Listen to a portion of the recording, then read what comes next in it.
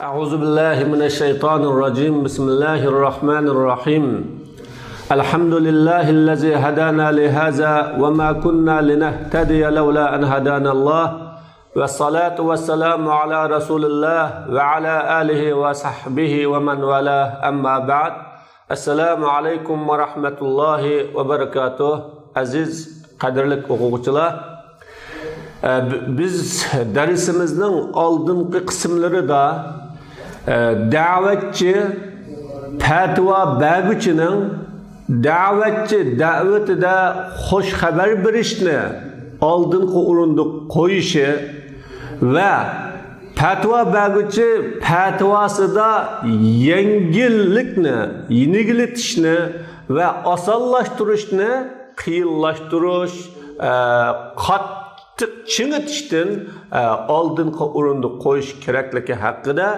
biz Allohning kitobi Qur'oni Karim, Rasul Akram sallallohu alayhi vasallamning hadislaridan dalil kelib, buni muhimligi haqida to'xtalgan. Keyin ya'ni islomning osonlashtirishning talablaridan birisi zurriyatni e'tirof qilish, ya'ni uni e'tiborga olish haqida to'xtalgan. Keyin asta taraqqiy qilish, paydin-pay taraqqiy qilish, qonuniyatlarga rioya qilishmi osonlashtirishning talablaridan birisi ekanligida to'xtalib o'tgan. Chunki hammalarga ma'lum, bir kishiga 10 ishni qiling deb buyurilsa yoki 10 tal mas'uliyatni uning ustiga otilsa, hammani biroqlam qilishni talab qilsa, o ishni qilish emas, hatto shuni qilishni talab qilayotgan vaqtning o'zida uningdan zerikadigan, uningdan nafratlanadigan, o ishni yomon ko'radigan bo'lib qoladi. Ammo birdan-bir faydin-fay buyursa, o musulmonga o ish ig'ri kelmaydi, o ish uningga qiyin turilmaydi, o ishni qilishdan zerikmaydi. Asta taraqqiy qilish, asta yuqoriga o'rlash, asta tarbiyalash, bu osonlashtirishning talabi. Mayli da'vatda bo'lsin, mayli fatvoda bo'lsin, chuqur tarbiyalashda tadrijiy asta minish kerakligi haqida biz tunugungi darsimizda so'zlagan. Bugungi darsimizda islom ma'rifini isloh qilish, islomiy tarbiyani to'g'ri ilib berish, to'g'ri qilish haqida to'xtalmoqchi. Chunki hammamizga ma'lum, o'quvchilar nimani o'qishni bilmaydigan, o'qituvchilar nimani, qaysi kitobni o'qitishni texmi bilmaydigan shaklda o'qitish, ta'lim, tarbiya ilib berilayotgan bir zamonda, bir davrada yashayapmiz. Natijada o'quvchilarning diniy axloqi, ibodati, muomalasi, diniy safa saviyasida lozim bo'ladigan materiallar, muhim bo'ladigan o'qitish usuli va metodlaridan foydalanmaslik bilan o'quvchilar o'zining o'qiyotgan materiallarida yoki o'qituvchilar o'qiyotgan materiallarda o'quvchilarga foydali bo'lmagan, ham foydali bo'lsa-mu intayin qiyin, o'quvchilar o'zining ya o'qish saviyasida bo'lmagan yoki o'qishda qo'llanmasimi bo'ladigan ko'na qadimiy materiallarni o'qish bilan o'quvchilarda va ya o'qituvchilarda ko'zlagan maqsadga yetolmaydigan, unumli natijalarga erisholmaydigan, necha yil o'qish bilen şugullangan, nurgun medreselerde okugan, nurgun ustazlarda ta'lim algan kişilerin sapasının töven, dini düşüncesinin addi, ilmi kabiliyetinin nahayet aciz bulap kılıştığın ibaret, ünüm vücutga çıkmaslıkı bu nimeden dese del şu dini ta'lim terbiyenin qalaymiqanlıqı, ta'lim terbiye vasıtalarının qalaymiqanlıqı, ta'lim terbiye metod ve menheclerinin buğmuqanlıqı sebebinin bup qalğan. Şunun için çokum yaxşı ünüm yaratış ve yaxşı okuğuçular qo'shini yetiştirish uchun oldi bilan o'qitish metodi, o'qitishda qo'llaniladigan kitob materiallar va o'quvchi o'qishga tegishli bo'lgan fanlarni bilishi va u olmoqchi bo'lgan ilmlarni qiyin, murakkab, ters bo'lgan kitob materiallardan emas, asan bo'lgan, mazmuni aniq bo'lgan, chuqum o'quvchi uni yaxshi tushunalaydigan holatdagi materiallardan foydalanib o'qitish, ta'lim tarbiyani elib berish bu shariat talab qiladigan ta'sirning ve tahbibning talablarining biri. Bugünkü kunda, yani bizning bugünkü davrimizda musulmonlarni tarbiyalashda ve ularga dinini tushuntirishda muhim, lazım ishlardan birisi o musulmonlarga nimaning ilgari burun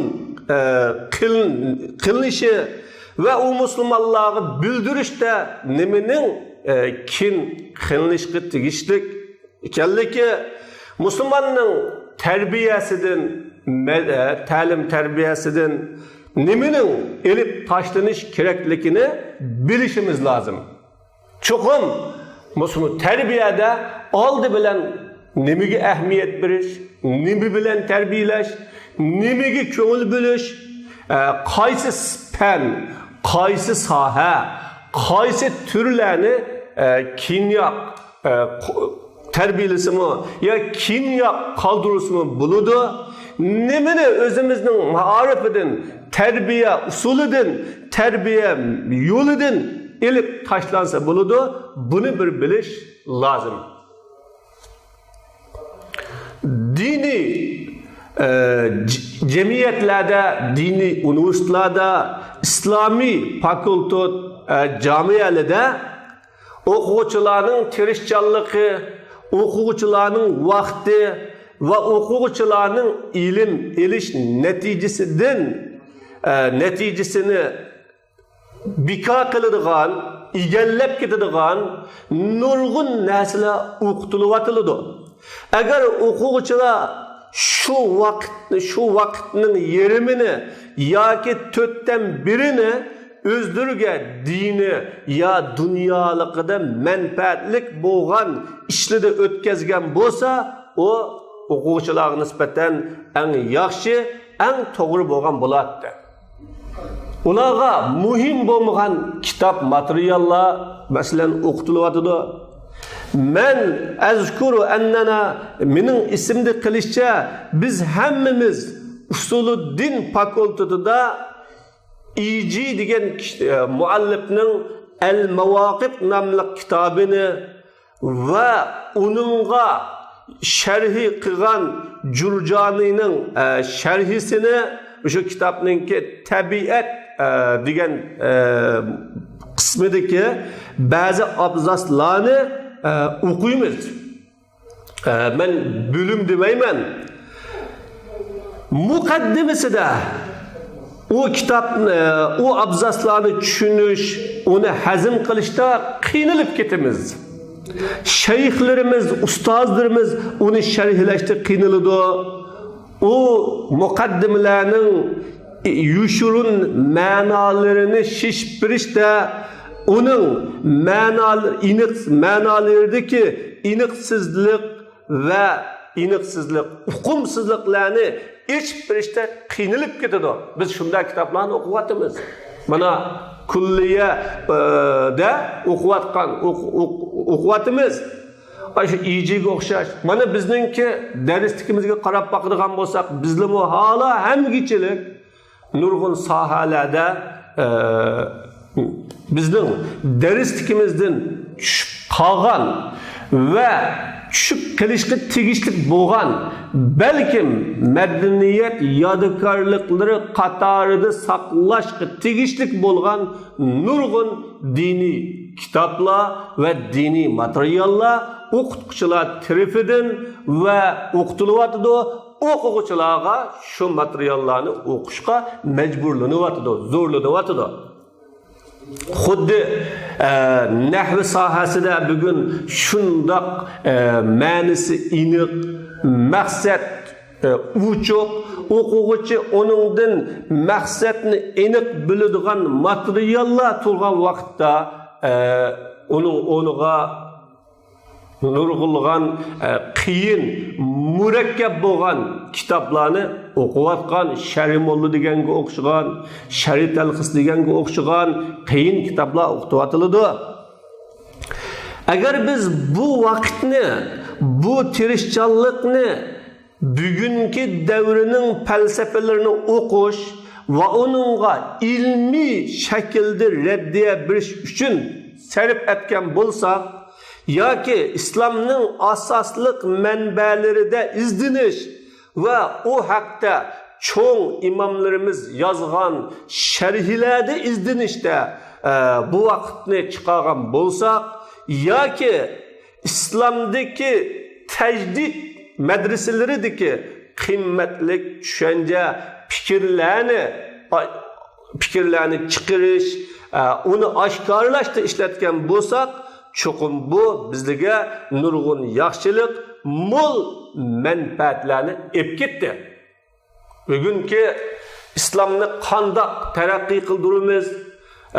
Islomni musulmonlarga qaysi xil shaklda eng tushunishli, eng qulay, musulmonlar o'ziga u foyda oladigan darajada yetkazamiz deganga o'xshash tecdidi medreselerdeki qimmatli düşünceler ve fikirlerini içip taşlaş. İslam'da islahat elip bağan, islahatçıların fikirleri, İslam'da davet kılıp galibi kılgan kişilerin fikirleri ve onların düşüncelerini ügünüp, qetiqinib ügünüp, köngül bülüp ügünüp, hazırki İslam düşmanlarının İslam akideleri, İslam ahlakları ve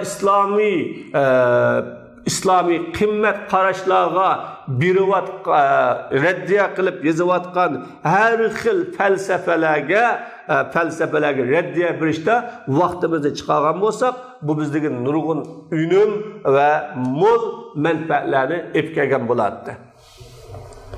Hele bu sahada şu üniversitelerde, daşolarda o'qitilgan fenli de, ilimli de çoğun yetersizlik var. Mana bu yerde bazı maddelerga keng urun berilyapti. Yeni başka maddeler özünün erişke tegishlik hakkını alanmaslığa qaramasdan bazı fanlarga shundoq ahamiyat berilayotgan, bazı fanlarning darslik saatleri ya o'qitish uchun tizilgan materiallar shunchalik keng sohalarni elayotdi. Masalan, bizning o'qitishimizga qaraydigan bo'lsak, aqida sohasida yoki tafsir hadis sohasida sistemlik yoki musulmonning adab, axloq sohalarida yoki ibodatga munosabatli sohalarda sistemlik atrofliq o'qitish materiallari rivojlanmagan. Ammo uningdan boshqa sohalarda, ya'ni grammatika sohasi va boshqa sohalarda intayin qattiq ahamiyat berilgan. Ilmu ilmul kalam burunqi shakl bo'yicha o'qitilyapti. Hamda ilmul kalam hijriyaning 100-yillarda o'tirg'i chiqqan ilm bo'lib, bu ilm islomiy aqidalarni aqliy hujjatlar bilan, aqliy dalillar bilan isbotlaydigan, o ilm orqali o'quvchi o'zining diniy aqidalari, diniy qimmat qarashlarini nihoyat mustahkamlaydigan bir ilm bu.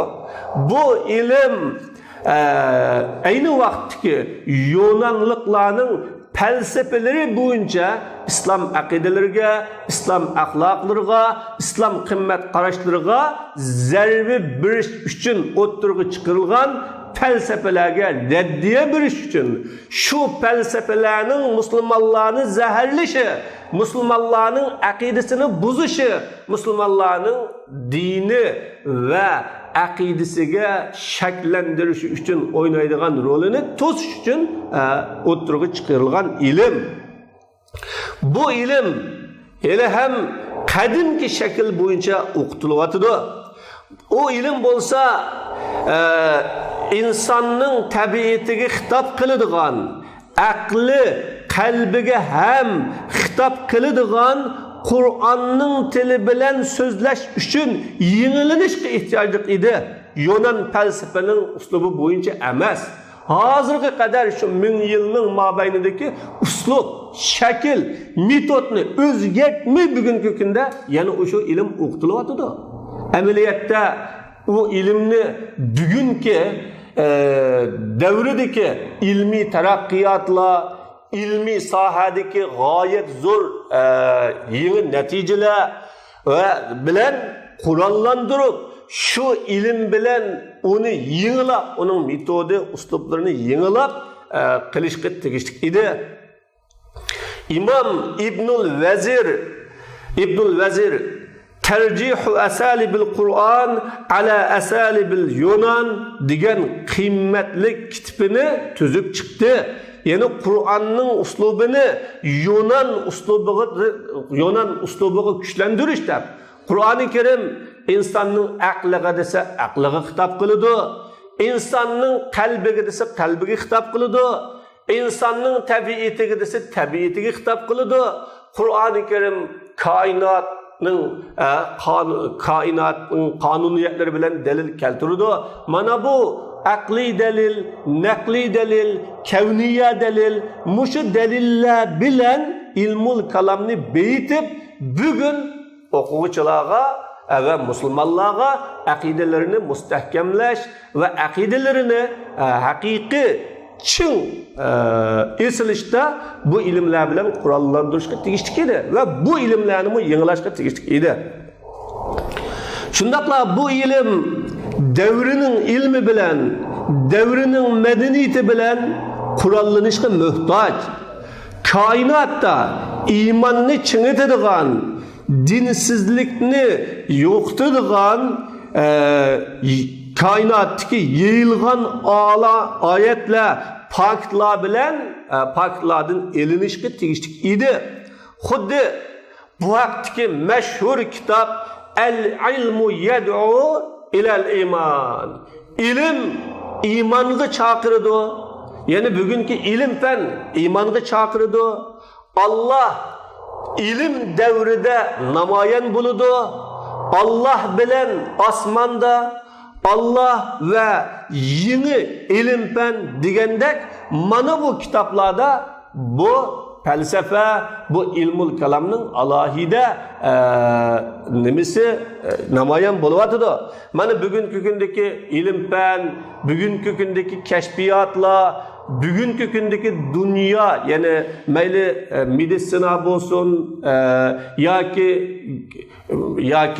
boshqa sohalar bo'lsin, mushu sohalarda Alloh subhanahu va taoloning birligi, borligi, Alloh taoloning koinotning egasi ekanligi, insonning dunyoga bir kuchning tarafidan kelganligidan iborat nurg'un aqidaviy haqiqatlar isbotlandi.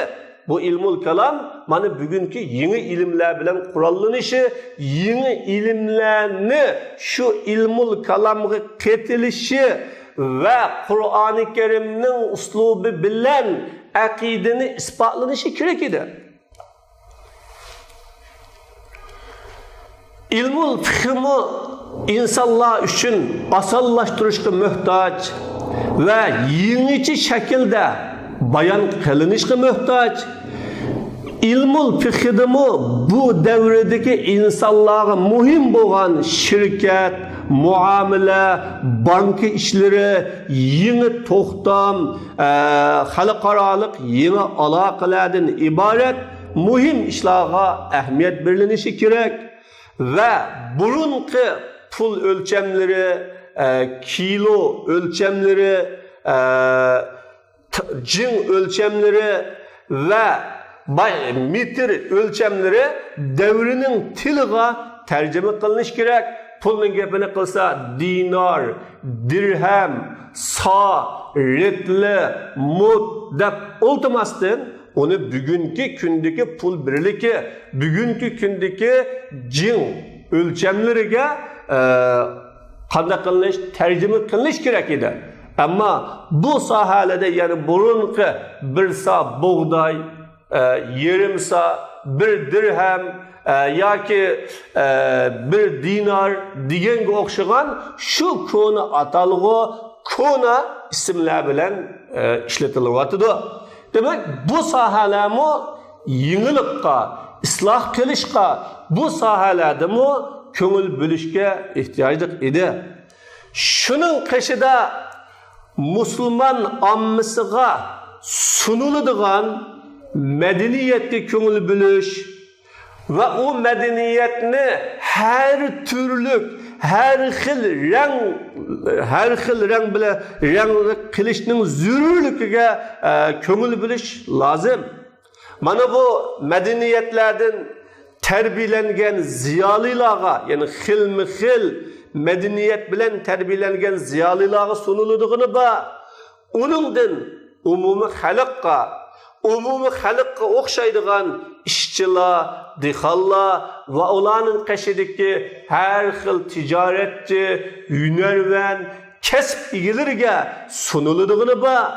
Demak, her saha, her türge bu medeniyetni tijoratchiga xos, dehqonga xos, ziyoliga xos, şu tushunadigan, shuningga uyg'un, munosib shakldagi metod, uslublar bilan qilinishga tegishli edi. Nurg'ulg'an vaizlar, ya'ni tabliğchilar, o'qituvchilar yoki kitob yozilgan asar yozuvchilar o'zlari yodlab olgan, tilidan tushirmay takrorlab kelayotgan, Allah onunga pokit tushamagan va onunga shariatdan uchuq dalilmi bo'lmagan diniy ma'lumotlar bilan odamlarning diniy ma'lumotlar, fikrlar bilan odamlarning mingilarini to'shqizyapti. Manbasi tafsir haqida Isroiliyot xabarlari, aciz hadislar, mavdu hadislar, asli yo'q munkar hadislardan iborat mushuni bilan to'shqizyapti. Dashu da'vatchilar, vaizlar, o'qituvchilarmi tafsirda bor. Tafsirda bor, tafsiri Tabariyda bor, tafsiri Qurtubiyda bor, tafsiri Ibn Kasirda bor deb asli Isroiliyot xabarlari bo'lgan. Ya İsrailiyat to'qulma hadis, aciz hadis, mavzu munkar hadislar bo'lgan, asli asosi yo'q. İslamning mayli tafsir sohasi, mayli hadis sohasi, mayli fiqh sohasi bo'lsin, mayli fikriy sohalarga bo'lsin, kirgizib o'tilgan bu saxta narsalar bilan haqiqiy islomning aqidasi, islom axloqi, islom qimmat qarashlariga uyg'un bo'lgan va shuningdan ilingan haqiqatlar bilan kishilarga da'vat qilmay, shu hikoya yoki bir avliyoning tushi, yo bir mashoyixning so'zi, yo bir ilgisida o'tib ketgan bir insonning hikoyasi mana buning bilan kishilarning qalbini mingisida to'shqizyapti. Mevlana o Hazretim undaq degan, paloni avliyo bundaq bo'pti ekan degandek mushuni bilan to'shqizyapti. Haqiqat, shariat haqida gap qilganga o'xshagan yoki Muhammad alayhisolatu vasallamning haqiqati haqida, Muhammad alayhisolatu vasallam asli inson emas, asli u degan nur, uni inson deyish aqidaga zid, inson deyish payg'ambar alayhisolatu vasallamni ahonat qilganlik, haqorat qilganlik, payg'ambarimga loyiq hurmat qilmaganlik degandek, yoki payg'ambar alayhisolatu vasallam Alloh taolo yaratgan maxluqotlarning avvali, Alloh tunji Rasululloh sallallohu alayhi vasallamni yaratgan. Alloh taolo payg'ambar alayhisolatu vasallamni demagan bo'lsa dunyoni yaratmaydi. Rasulullohni deb dunyoni yaratdi degandek. Ya avliyo dunyosi, karomat dunyosidan dindin dalil yo'q, ilmdan pok yo'q, aql mantiqidan bir yuylaydigan asos yo'q. Oshirib o'tilgan so'zlarni deyish orqali kishilarning mingisida to'shqizib o'tish. Mana bu sohadagi nurg'unlagan yetarsizlik va kamchiliklar. Shuningdan boshqa yana bir turkum kishilarning mazhablar aro ixtilofiy masalalar bilan mashg'ul bo'lib ketishi yoki tasavvuf bilan ziddiyat paydo qilish, so'pilar bilan ziddiyat paydo qilish. Mana uning ichida, o so'pilarning ichida sunnat bilan ish qilinadiganimi bor, bid'at kardalarimi bor, to'g'ri shariatda kelgan shakldagi to'g'ri yashaganlarimi bor, durust yashaganlari, haqdan chatnab ketgan, ezib ketganlarimi bor. Mana bu shunday shaklda hammani ayirmasdan elib berish bu shariat bizden asallashtirishni talab qilgan ishlardan birisi. Demak, hamma sohada musulmonlar islohot olib berishi lozim. Da'vat sohasida islohot olib berishi lozim va ta'lim tarbiya sohasida islohot olib berishi lozim. O'qitish sohasida metod, o'qitish materiallari va o'qitmoqchi bo'lgan fan sohalarda isloh olib berish lozim va u ilgirki zamondagi qolib qolgan turaslarni hozirgi davrimizga uyg'un kelmaydigan elib o'tishga tegishliklarni elib o'tish, ahamiyat berishga tegishliklarni ahamiyat berish va birinci o'rinda qo'yishga tegishliklarni cho'qim birinci o'rinda qo'yishni buni bilishimiz lozim. Bu shu ish beshida turayotganlar, ishning egalari hammasi buni bilish va bu sohada ishni ratlash, tartiblash lozim. Buni islom dini bizdan talab qilgan ta'siri bu. 5 yil, 10 yil o'qigan odam ilmdan yetishmasa, 5-10 yil nasihat anglagan kishi dinni yaxshi tushunmasa, necha yil diniy sohada ilm o'qitayotgan kishi qaysi fanga ahamiyat berishlikni bilinmasa, o'qitadigan kitoblarning qaysilari muhim, qaysilari muhim emas, uni arayolmasa va o'qitilgan kitoblarning ichidami bugungi davrida o'quvchilarni en tiz şekilde dini sahaga ketiş hakkında planı bo'lmasa, Müslüman ammasini nimaga da'vat qilish, qaysi xil ishlarga da'vat qilish haqida o'ylanish bo'lmasa va bu haqda ilm ma'rifat bo'lmasa, bu natija bermaydigan, unum bermaydigan, qilgan da'vat, elib borgan xizmat hammasi bekorga yoki unumi o'ylagandek bo'lmaydigan ishlarga duch kelib qoladi. Shuning uchun cho'qim bu islomiy tarbiyani, ya'ni nima qilish, to'g'rilash, musulmonni tarbiyalash va dinni tushuntirishda oldida qilishga tegishli ishni buni bilish, keyin qilishga tegishli ishni buni bilish va bu tarbiyadan ilm o'tishga tegishli buni bilish lozim. Mecburiyet nima desa ayirish ve farqlantirish. Bu sahada hammani bir tarafta haydab atmaslik lazım. O'xshash ko'rmasligimiz lazım.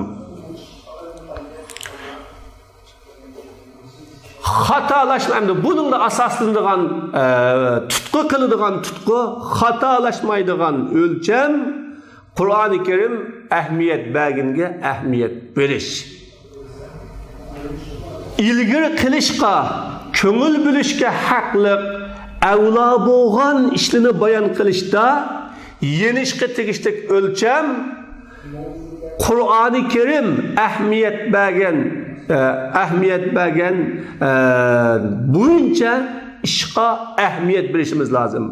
Qur'on qanday ahamiyat bergan bo'lsa, shunda ahamiyat berish, nimaga ahamiyat bergan bo'lsa, shunga ahamiyat berish lozim. Mana Qur'oni Karim to'liq ahamiyat bergan, suralarida, oyatlarida takrorlagan, o'zining buyruq va to'siqlarida ta'kidlagan, va'idlarda ta'kidlagan narsaga birinchi qitim va oldingi birinchi qitimlik o'rinni berish, oldida qo'yish, ko'ngil bo'lish bo'lishi lozim bizning fikrimizda, ish harakatimizda va bizni ruslashda va to'g'ri va taqdirlashda bunga ahamiyat berishimiz lozim.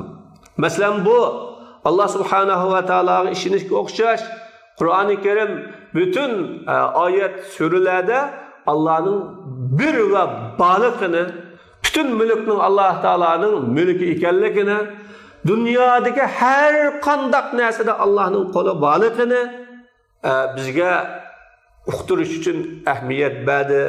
Alloh taolaning payg'ambarlarga bo'lgan risolati, dori oxiratga bo'lgan iymon va uningdagi savob, jazo, jannat, do'zax, mana bunga bo'lgan iymon haqida Qur'oni Karim ahamiyat berdi. Demak, eng oldi bilan iymon masalasiga, aqida masalasiga to'liq ahamiyat berish, mukammal ahamiyat berish, ibodatning aslisi, İslami şuarlarning aslisi bo'lgan namoz o'qish, zakot berish, ro'za tutish, haj qilish, Alloh taoloni aslash, Alloh taologa tasbih etish, maqtash, istig'for, tavba, Allohga tavakkul qilish, Allohning rahmatini umid qilish, Allohning azobidan qo'rqish, ne'matlarga shukr qilish, balolarga, sinoqlarga sabr qilish va uningdan boshqa qalbning ibodati va oliy rabboniy maqomlar, bu sohaga ahamiyat berishimiz lozim. Fazilatli ishlar, go'zal axloqlar, yaxshi sifatlar, rostchilik, omonatdor bo'lish, o'ttirhol bo'lish, iffatlik bo'lish, hayolik bo'lish, kamtar bo'lish, o'zini beg'ishlash, kang qo'saq bo'lish, mu'minlarga mehribon, kofirlarga qattiq qo'l, ojizlarga rahim qiladigan, ota-onaga yaxshilik qilish, urug' tuqqanchilik munosabatni ulab turish, qo'lin qo'shnilarga hurmat qilish, faqir miskinlarga ko'ngil bilish, kuyinish, yetim yesir, musofirlarga kuyinishdan iborat bu axloqlarga ko'ngil bilish va ahamiyat berish lozim. Endi Qur'oni Kerim azroq ahamiyat bergan narsalarga aşunchilik ahamiyat berishimiz va uningda oshirib atmasligimiz lozim. Masalan, Payg'ambar alayhisolatu vasallamni Mirojga elib chiqqanlik voqeasiga o'xshash. Buningga Qur'oni Kerim bir oyatni berdi. Subhanallazi asra bi abdihi laylan minal masjidil haram degan oyatni berdi. Bu suraning mukammal olgan g'azotliga o'xshamaydi. Masalan, Qur'oni Kerimda nurg'un suralarda jihad haqida, jihadning fazilati haqida, mujohidlar haqida nurg'un oyatlarni o'z ichiga oldi. Buningga o'xshamaydi. Ammo Payg'ambar alayhisolatu vasallamning tug'ilgan kuniga kelsa, uningga Qur'oni Kerim faqatla ahamiyat bermadi, diqqatni qaratmadi. Shunlashqa bu İslami hayatta ahamiyatlik emas bir ish ekanligiga dalolat qildi. Chunki Payg'ambar alayhisolamning tug'ilganligiga, Isa alayhisolamning tug'ilganligiga bog'langanidek bir mo'jiza bog'lanmagan. Shundaqla Payg'ambar alayhisolatu vasallamning tug'ilganligiga musulmonlardan vojiblik yo'li bilan bo'lsin yoki mustahablik yo'li bilan bo'lsin talab qilinadigan ibodat yo bir amal bog'lanmagan.